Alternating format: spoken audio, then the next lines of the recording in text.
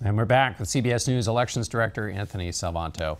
Anthony, you went into the field after this news came out. What did you find? Well, everybody had heard about it almost immediately by Saturday, and partisans went right away into their respective camps. So Republicans said this is bad. They expect the emails eventually read to be damaging, further damaging to Hillary Clinton. Democrats said, well, it's probably more of what we already know, and it's not so bad. They're not changing their vote. There are some of the folks who were unsure, on the fence, who said it might make them a little less likely to back Hillary Clinton.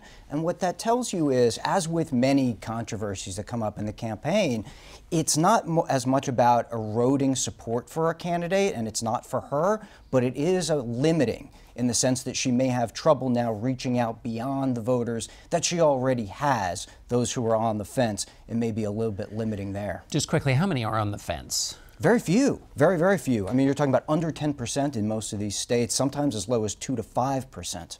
So one of the things Democrats have been saying, hoping, praying, is that what they say is that these views are baked in about what they think about Hillary Clinton's server. In fact, she even said that. Did you find any of that evidence in the polling? Yes.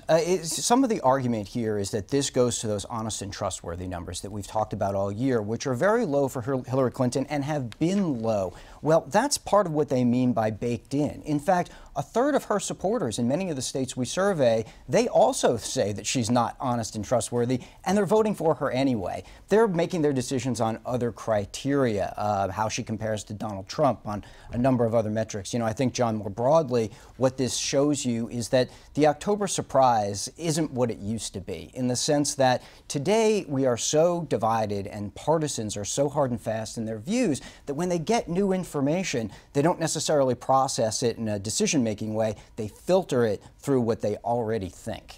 Right. So they've already made their decision about Hillary Clinton, and new information isn't going to change their mind. Anthony, we'll look forward to talking to you later in the show, and we'll have more to come. Back in a moment.